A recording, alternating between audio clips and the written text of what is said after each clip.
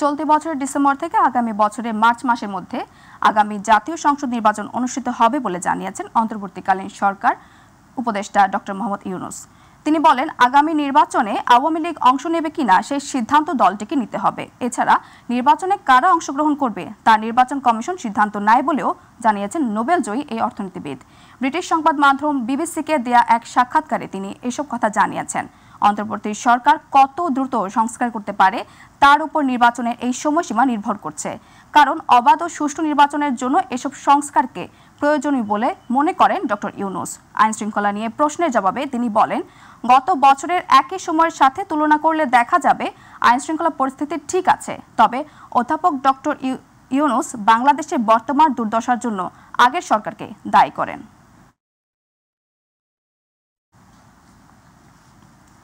সিঙ্গাপুরে অর্থ পাচারের অভিযোগে দায়ের করা মামলায় বিএনপির ভারপ্রাপ্ত চেয়ারম্যান তারেক রহমান ও ব্যবসায়ী গিয়াস উদ্দিন আল মামুনকে 7 বছরের দণ্ড থেকে খালাস দিয়েছেন আপিল বিভাগ। সকালে প্রধান বিচারপতি ডক্টর সৈয়দ রেফাত আহমেদের নেতৃত্বাধীন 4 বিচারপতির আপিল বিভাগ এই রায় ঘোষণা করেন।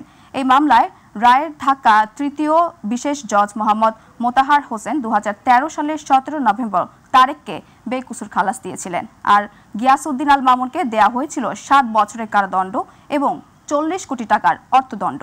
তারেকের খালাসের রায়ের বিরুদ্ধে দুদক 2013 সালে 5 ডিসেম্বর আপিলের আবেদন করে। শুনানি শেষে 2014 সালের 19 জানুয়ারি হাইকোর্টের দুদকের আপিল গ্রহণ করতে তারেককে আত্মসমর্পণ করতে নির্দেশ দেয়। 2016 সালের 21 জুলাই বিচারপতি এম এনায়েতুর রহিম ও বিচারপতি আমির হোসেনের হাইকোর্ট বেঞ্চ তারেক রহমানকে 7 বছরের কারাদণ্ড ও 20 কোটি টাকার অর্থদণ্ড দেয় হাইকোর্ট।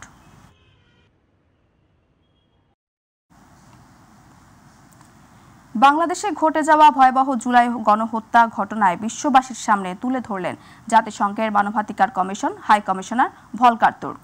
বুধবার বাংলাদেশ সময় সন্ধ্যা 6টা থেকে জাতিসংঘের অফিসিয়াল ওয়েবসাইটে এ বিষয়ে সরাসরি সম্প্রচার করা হয়। এই আলোচনায় বাংলাদেশের অন্তর্বর্তী সরকার এবং তাদের প্রতিনিধিরা অংশ নেন। জুবাইর রহমানের রিপোর্ট। জুলাই গণহত্যা নিয়ে জাতিসংঘের তথ্য অনুসন্ধানী মিশনের প্রতিবেদন উপস্থাপন করেছে সংস্থাটির মানবাধিকার বিষয়ক হাইকমিশনার ভলকার তুর্ক। বুধবার বাংলাদেশ সময় সন্ধ্যায় সুইজারল্যান্ডের জেনেভায় এ তদন্ত প্রতিবেদন আনুষ্ঠানিকভাবে উপস্থাপন করা হয়। এ সময় ভলকার তুর্ক বলেন, জুলাই গণহত্যায় ব্যাপক ও সংগঠিতভাবে মানবাধিকার লঙ্ঘন হয়েছে, নারীর প্রতিও সহিংসতা হয়েছে, অনেক শিশু ও তরুণ আছে যারা সারা জীবনের জন্য বিকলাঙ্গ হয়ে গেছে। ফ্যাক্ট ফাইন্ডিং প্রতিবেদন তৈরিতে অন্তর্বর্তী সরকার পুরোপুরি সাহায্য করেছে, ভবিষ্যতেও বাংলাদেশকে সব ধরনের সহায়তা করবে commission. It is a fact that the interim government, the interim authorities have fully cooperated with us on the establishment. এ সময় আইন উপদেষ্টা আসিফ নজরুল বলেন, জুলাই গণহত্যার সুষ্ঠু বিচার নিশ্চিতে অন্তর্বর্তী সরকার দায়বদ্ধ। শুধু এই প্রতিবেদনই বাংলাদেশের সাথে জাতিসংঘ মানবাধিকার কমিশনের কাজ শেষ হয়ে যাবে না। বর্তমান সরকার বাংলাদেশের সব নাগরিকের মানবাধিকারও নিশ্চিত করতে চায়। We could go a long way to work together and we are deeply grateful to OHCHR for that. এ আলোচনায় বাংলাদেশের অন্তর্বর্তী সরকার এবং তাদের প্রতিনিধিরাও অংশ নেন। উপস্থিত ছিলেন শহীদ মুগ্ধের ভাই মীর মাহবুবুর রহমান স্নিগ্ধ। এ সময় তিনি পরিবারের সদস্য হারানোর বেদনা ও ন্যায় বিচারের দাবি বিশ্বমঞ্চে তুলে ধরেন। Today we stand as one family, united in our demand for justice. এর আগে বিগত ফ্যাসিস্ট সরকারের দমনপীড়ন, গুম, হত্যাকাণ্ডের ওপর একটি তদন্ত প্রতিবেদন জাতিসংঘের কার্যালয়ে উপস্থাপন করা হয়। এতে আন্তর্জাতিক সম্প্রদায়ের কাছে বাংলাদেশে মানবাধিকার লঙ্ঘনের বিষয়টি স্পষ্টভাবে তুলে ধরা হয়। জাতিসংঘের এ পদক্ষেপের মাধ্যমে আন্তর্জাতিক মহলে জুলাই গণহত্যার ঘটনা নতুনভাবে আলোচনায় এলো। মানবাধিকার সংস্থাগুলো এই ইস্যুতে দ্রুত কার্যকর পদক্ষেপ নেওয়ার আহ্বান জানিয়েছে। Zubair Rahman, My TV news. রমজান মাসকে ঘিরে কেনাকাটায় ব্যস্ত সময় পার করছেন নারায়ণগঞ্জ জেলার বাসিন্দারা। এবারের বাজারে ভোজ্য তেল ও চালের দাম ঊর্ধ্বমুখী থাকলেও অন্যান্য নিত্যপণ্যের দাম আগের তুলনায় কিছুটা নাগালে থাকায় স্বস্তি প্রকাশ করেছেন ক্রেতারা। তবে সিন্ডিকেট কিংবা চাঁদাবাজি প্রতিরোধসহ বাজার মনিটরিং এর উপর জোর দিতে সরকারকে তাগিদ দিয়েছেন তারা। প্রতিনিধি আব্দুল আল মামুনের তথ্যচিত্রে আতিকুর রহমান তিতাসের রিপোর্ট। রমজান আসলে নিত্যপণ্যের দাম বেড়ে হয় আকাশচুম্বী। এমন দৃশ্য দেখে অভ্যস্ত সারা দেশের মানুষ। তবে নারায়ণগঞ্জে গত বছরের তুলনায় এবছর দাম ভোক্তাদের অনেকটাই নাগালের ভেতর। কাঁচা বাজারে দাম বেড়েছে লেবু, শসা আর বেগুনের। ফলের বাজারে আপেল, মালটা ও আঙ্গুরের দাম আগের মতো থাকলেও খেজুরের দাম নিয়ে রয়েছে বিতর্ক। চাল প্রতিটা বস্তা 500-600 বেশি, তেলের দাম কেজিটা 50 টাকা বাড়ছে। লেবুর দামটা 100 টাকা হলি, লেবুর দাম আমাকে বাতি আনতে হয়, আমাকে বাতি বেচতে হয়। বেগুন 60 টাকা কেজি, তারপরে করলা 100 টাকা কেজি, ভেন্ডি 100 টাকা কেজি। মুরগির দাম স্বাভাবিক থাকলেও 50 টাকা বেড়ে গরুর মাংস বিক্রি হচ্ছে 750 টাকা দরে। ভোজ্য তেল বাজার থেকে উধাও, আর চালের বস্তা প্রতি দাম বেড়েছে 400 থেকে 500 টাকা। যে 130 টাকা কেজি, আর মরম যে এগুলা কেজিতে 300-400 করে কমছে। 300-310 টাকা কেজি, ডুপ্লিকেট সোনালী 270 টাকা কেজি থেকে 80 টাকা কেজি। চাল ও ভোজ্য তেলের দাম নিয়ন্ত্রণে রাখতে পারলে সরকারের সফলতা বাড়ত বলে মনে করছেন ভোক্তারা। যদি সিন্ডিকেট এবং চাঁদাবাজি না থাকতো তাহলে আমার মনে হয় নিত্য প্রয়োজনীয় জিনিসের দাম আরো কিছু কম থাকে। কিছু কিছু জিনিসপত্রের দাম বাড়তি, যেমন তেল পাওয়া যেতেছে না, লেবু। ভোক্তারা সঠিক মূল্য পাচ্ছে না, কারণ কোনো জায়গায় দেখা যাচ্ছে দোকানদার ইচ্ছা মতো তাদের মূল্য নির্ধারণ করছে। শুধু রমজান মাস নয়, সারা বছর জুড়ে নিত্যপণ্যের বাজার থাকবে ভোক্তাদের নাগালের ভেতর, আর সরকার সবসময় বাজার নিয়ন্ত্রণ করে মানুষকে স্বস্তি দেবে, এমনটাই দাবি সচেতন মহলের। আতিকুর রহমান তিতাস, মাই টিভি। 100 বছরের ঐতিহ্যবাহী বরগুনার বদরখালী ইউনিয়নের ফুলজুরি বাজার 3 দিক নদীবেষ্টিত বাজারটি বাণিজ্যিকভাবে গুরুত্বপূর্ণ হলেও সম্প্রতি বাজারের ব্যবসায়ীরা অনিরাপদ বোধ করছেন। নিজেদের উদ্যোগে বাড়িয়েছেন রাতভর পাহারার ব্যবস্থা। একটি পুলিশ ফাঁড়ি হলে বাজারের নিরাপত্তা বৃদ্ধির পাশাপাশি বাড়বে অর্থনৈতিক উন্নয়নে ভূমিকাও রাখবে বলে মনে করেন বাজার সংশ্লিষ্টরা। প্রতিনিধি শফিকুল ইসলাম স্বপনের বিশেষ রিপোর্ট।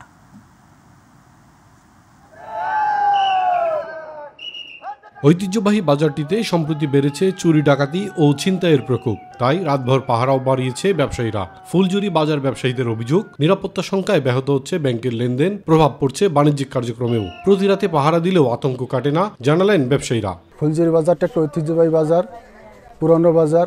খুব অসুবিধায় আছে এখন মানুষ, বিভিন্ন জায়গায় বিভিন্ন রকমের চুরি ডাকাতি হচ্ছে।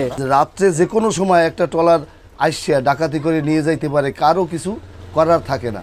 স্থানীয় ব্যবসায়ী ও সমাজসেবকরা মনে করেন, একটি পুলিশ ফাঁড়ি প্রতিষ্ঠা হলে এই অঞ্চলের মানুষ ও ব্যবসা প্রতিষ্ঠানের নিরাপত্তা নিশ্চিত হতে পারে, স্বাভাবিক হবে বাণিজ্যিক কার্যক্রম। আমরা ব্যবসা প্রতিষ্ঠানে নিরাপত্তা নাই, যে কোনো সময় একটা দুর্ঘটনা ঘটে যাইতে পারে। এই যে আইন শৃঙ্খলা বাহিনীর যে অভাব এবং সকলের যে নিরাপত্তাহীনতা, এইটা বেশ দেখা গেছে। এই ডাকাতিতে মানুষের আতঙ্কের জীবনযাপন কাটছে। 5ই আগস্টের পরে আমরা প্রতিনিয়ত দিন যায় রাতে আমরা ঘুমাইতে পারি না। এই ফুলজুরি বাজারটাকে রক্ষার স্বার্থে, জানমাল মানুষের ব্যবসায়িক রক্ষার স্বার্থে এখানে পুলিশ ফাঁড়ি আবার পুনরায় নির্ধারণ করা হোক। ব্যবসায়ীদের নিরাপত্তার বিষয়টি গুরুত্বের সাথে নিয়ে দ্রুত ও স্থায়ী পুলিশ ফাঁড়ি স্থাপনের উদ্যোগ নেওয়ার আশ্বাস দিয়েছেন স্থানীয় পুলিশ সুপার। আমাদের টহল পার্টি কিন্তু ওখানেও নিয়মিত যায়, তারা তাদের আভিযানিক যে কার্যক্রম সেটা অব্যাহত রাখছে এবং সেটা অব্যাহত থাকবে। দ্রুত ফুলঝুরি বাজার ও আশপাশের অঞ্চলের নিরাপত্তা নিশ্চিতে পুলিশ ফাঁড়ি স্থাপন হবে, এমনটাই প্রত্যাশা স্থানীয় ব্যবসায়ী ও সাধারণ মানুষের। ইলিয়াস কমল, মাই টিভি। এবারে আমাদের কৃষি।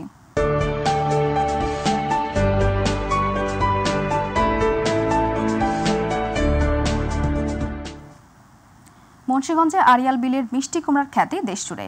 এই মৌসুমে বিলের বিস্তীর্ণ এলাকায় আবাদ হয়েছে স্থানীয় জাতের মিষ্টি কুমড়া। স্বাদে সেরা আর আকৃতিতে বিশাল হওয়ায় বাজারেও রয়েছে এর ব্যাপক চাহিদা। কৃষি সম্প্রসারণ অধিদপ্তর জানিয়েছেন, আড়িয়াল বিলের মাটির গুণগত মান ভালো হওয়ার কারণে মিষ্টি কুমড়া সুস্বাদু ও মান ভালো থাকায় সারা দেশে এর চাহিদা অনেক বেশি। প্রতিনিধি শেখ মোহাম্মদ রতনের রিপোর্ট, জানাচ্ছেন শামস তাবরিজ উচ্ছ্বাস। বিশাল আকারের এইসব কুমড়ার চাষ হয় মুন্সিগঞ্জের শ্রীনগরের আড়িয়াল বিলে। মাটির গুণাগুণের কারণে অল্প যত্নেই সেখানে উৎপাদন হয় বিশাল আকারের মিষ্টি কুমড়া। এবছর 245 হেক্টর জমিতে আবাদ হয়েছে দেশীয় জাতের এসব মিষ্টি কুমড়া। ফলনও হয়েছে ভালো, আকার ও স্বাদ ভালো হয় এই জাতের কুমড়ার কদর রয়েছে বেশ। আমরা বড় বড় ধাপ দিই, কচুরি বিলে কচুরি করে, এই কচুরির ধাপে কুমড় বড় হয়। অনেক বড় বড় কুমড়, একটা কুমড় বড় করে 1000 2000 এরকম বিঘা, 500 600। এই দেশে আমাদের দেশের কুমড় বড় হয় কারণ আমাদের দেশের মাটি ভালো, উর্বরতা বেশি, এজন্য। এরই মধ্যে জমি থেকে উত্তোলন করে বাজারে বিক্রি শুরু হয়েছে বিলের মিষ্টি কুমড়া। বাজারে এই মিষ্টি কুমড়ার চাহিদা থাকায় দামও মিলছে বেশ ভালো। মিষ্টি কুমড় অনেক আল্লাহ দিছে, পয়সা করেও ভালো দিছে। এখন বর্তমানে চতুর্দিকে সারা বাংলাদেশে মিষ্টি কুমড়ের চাহিদা, আর দামও বেশি আর দামও কম।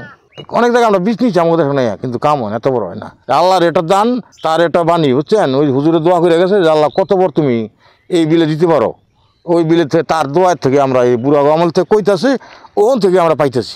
আরিয়াল বিলের বৈচিত্র্যময় মিষ্টি কুমড়াকে জিআই পণ্য হিসেবে অন্তর্ভুক্ত করার চেষ্টা করছেন স্থানীয় কৃষি বিভাগ। প্রতি বছরে অনেক জমিতে মিষ্টি কুমড়া হয়, এবছরে প্রায় 225 হেক্টর জমিতে আমাদের মিষ্টি কুমড়া আবাদ হয়েছে। এখানে কিন্তু এভারেজে প্রায় 40 টন ফলন হয়। এক একটা মিষ্টি কুমড়া 1.5 মণ 2 মণ পর্যন্ত হতে পারে। আসলে এখানে মিষ্টি কুমড়া উৎপাদনের যে পদ্ধতি, এই পদ্ধতির মধ্যেই বোধহয় কিছু বিষয় আছে। এখানে তারা কচুরিপানার মধ্যেই কিন্তু বীজটা একটা ব্যাগের মধ্যে করে লাগিয়ে দেয়। আমার মনে হয় এটার জন্যই এই কুমড়ার ফলনটা এরকম হয়। আরিয়াল বিলের সবচেয়ে বড় কুমড়াগুলো 2 থেকে 2.5 মণ পর্যন্ত হয়ে থাকে। যে কুমড়োগুলো আকারে ছোট সেগুলোর ওজন হয় কম হলেও অন্তত 15 থেকে 20 কেজি। শামস তাবরিজ উচ্ছ্বাস, মাই টিভি নিউজ ডেস্ক। এবারে গ্রাম বাংলার খবর।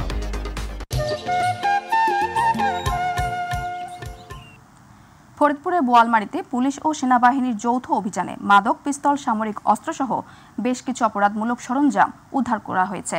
বুধবার সন্ধ্যা থেকে গভীর রাত পর্যন্ত বোয়ালমারীর পৌর এলাকার হারুন কমপ্লেক্স ভবনে অভিযান চালানো হয়। এই সময় ভবনটির বিভিন্ন কক্ষে তল্লাশি চালিয়ে অস্ত্র, মাদক ও সামরিক সরঞ্জাম উদ্ধার করা হয়। যৌথ বাহিনীর সূত্রে জানা যায়, গোয়েন্দা তথ্যের ভিত্তিতে সেনাবাহিনী ও পুলিশের যৌথ অভিযানে ভবনটির 3য় তলায় পুল ক্লাবের একটি গোপন লকার হতে একটি পিস্তল, একটি ম্যাগাজিন, 2টি হকি-টকি সহ বিভিন্ন ধরনের সামরিক সরঞ্জামাদি উদ্ধার করা হয়। পরবর্তীতে ভবনটির ছাদ থেকে একটি এয়ার গান এবং বেশ কিছু গাঁজা উদ্ধার করা হয়।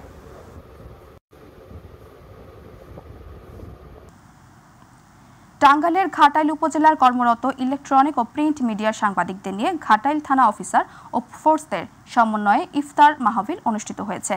বুধবার ঘাটাইল থানা পুলিশের আয়োজিত ইফতার মাহফিলের প্রধান অতিথি হিসেবে উপস্থিত ছিলেন অতিরিক্ত পুলিশ সুপার ফৌজিয়া হাবিব খান, অন্যান্য অফিসার ইনচার্জ রকিবুল ইসলাম, ওসি তদন্ত সজল খান, থানা পুলিশের উপপরিদর্শক রাজু আহমেদ। সাংবাদিকদের মধ্যে উপস্থিত ছিলেন Ghatail press club, reporters unity, জাতীয় সাংবাদিক সংস্কার সাংবাদিক সহ অন্যান্য সাংবাদিকবৃন্দ।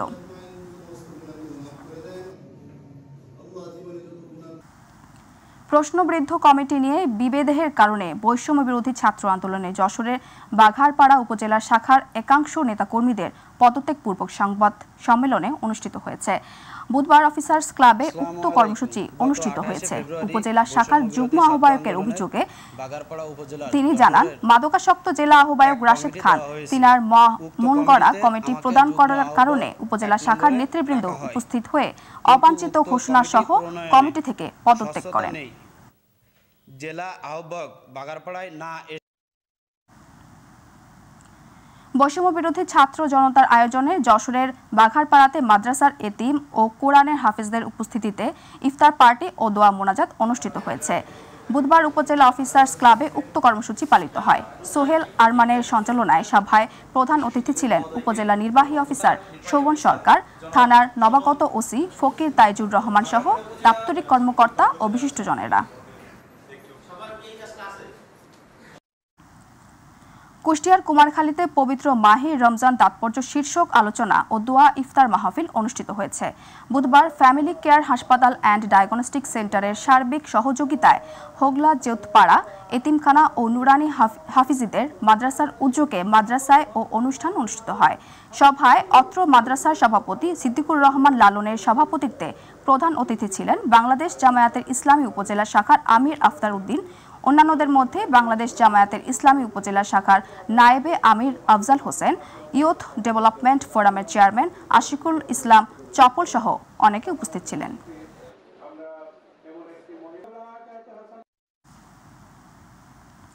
গাজীপুরের শ্রীপুরে ভোটার হালনাগাদে টাকার বিনিময়ে ছবি ও ফিঙ্গারপ্রিন্ট দেওয়ার অনিয়মের প্রতিবাদ করার শিক্ষার্থীদের উপর ছাত্রদল নেতারা হামলার শিকার হয়েছে বলে 3 শিক্ষার্থী।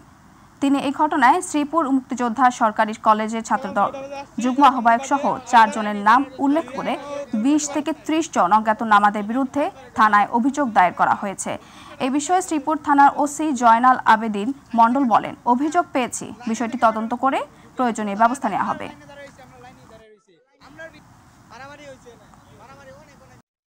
উপজেলার OMS এর চালের বিক্রেতা অনিয়মের ডিলার ও তার এক সহযোগীকে আটক করেছে যৌথ বাহিনী। এই সময় ওই ডিলার ও তার সহযোগী বসতঘরে মজুত করা 80 কেজি চাল এবং OMS এর চালের 10টি খালি বস্তা উদ্ধার করা হয়েছে। বুধবার উপজেলার বাহেরচর বাজারে নৌবাহিনী ও পুলিশের যৌথভাবে তাদের আটক ও চাল জব্দ করা হয়। এই ব্যাপারে উপজেলা নির্বাহী কর্মকর্তা মোহাম্মদ ইকবাল হাসান বলেন, আটকদের বিরুদ্ধে রাঙ্গাবালী থানায় মামলা দায়ের করা হয়েছে। সেই সঙ্গে চাল বিতরণের অনিয়মে দায়ের নিয়ম অনুযায়ী এই ডিলার বাতিল করে পরবর্তী ব্যবস্থা গ্রহণ করা হবে।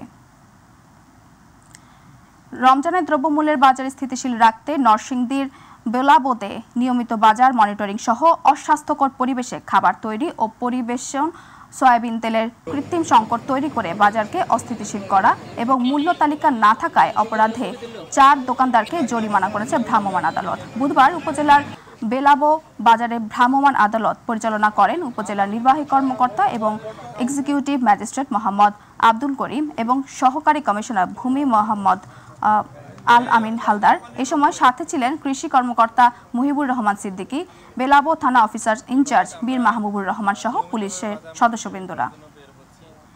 সিলেট মহানগর বিএনপির সাধারণ সম্পাদক ইমদাদ হোসেন চৌধুরী বলেছেন, বিএনপি সবসময় জনগণের পক্ষে, দরিদ্র মানুষের পক্ষে ছিল। তিনি বিএনপির ভারপ্রাপ্ত চেয়ারম্যান তারেক রহমানের নির্দেশে বুধবার আম্বরখানায় এলাকায় নিজ উদ্যোগে খাদ্য সামগ্রী বিতরণকালে উপরোক্ত কথাগুলো বলেন। এ সময় আরও উপস্থিত ছিলেন মহানগর বিএনপির সহসভাপতি ডাক্তার নাজমুল ইসলাম সহ বিভিন্ন নেতৃবৃন্দ।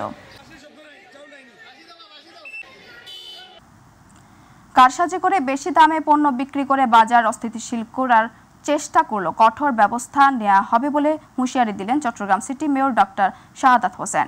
বুধবার নগরীর কাজীর দৌড়ের বাজার পরিদর্শনকালে সাংবাদিকদের এ কথা জানান মেয়র। এর আগে কাজীর দেউরি বাজার ঘুরে নিত্যপণ্যের দাম দেখেন এবং দোকানীদের অধিক মূল্য পণ্য বিক্রি না করতে সতর্ক করেন।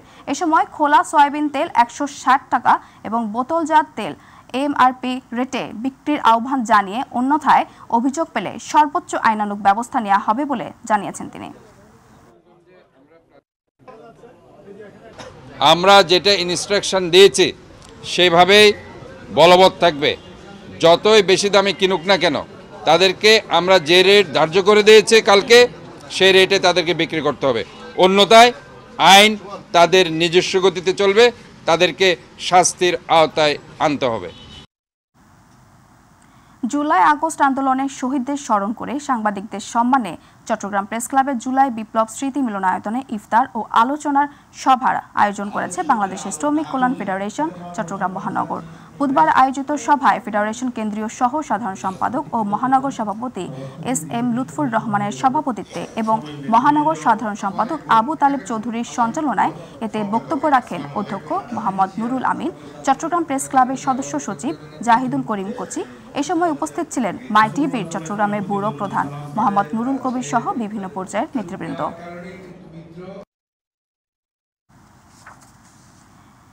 ইঞ্জিন বিকল হয়ে 4 দিন ধরে সমুদ্রে ভাসতে থাকা MV মায়ের মা বাবার দোয়া এর 13 জনকে উদ্ধার করেছে কোস্টগার্ড। সকালে কোস্টগার্ড সদর দপ্তরের মিডিয়া কর্মকর্তা লেফটেন্যান্ট কমান্ডার মোহাম্মদ সিয়ামুল হক এ তথ্য জানান। তিনি বলেন, গত বুধবার দুপুর 2টায় জাতীয় জরুরি সেবা থেকে জানা যায় যে MV মা বাবার দোয়া নামক একটি ফিশিং বোট গত 4 দিন ধরে ইঞ্জিন বিকল অবস্থায় সমুদ্রে ভাসমান ছিল। পরে দ্রুত উদ্ধারকারীরা দল বোটের অবস্থান শনাক্ত করে এবং সফলভাবে বিকল বোটটির 13 জন ক্রুকে উদ্ধার করে। পরবর্তীতে উদ্ধারকারী দল বোট সহ ক্রুদের নিরাপদে দুবলার চরে নিয়ে আসে। জানা যায় বোটটি বরিশালের পাথরঘাটা থেকে 12 দিন পূর্বে সমুদ্রে যাত্রা করে।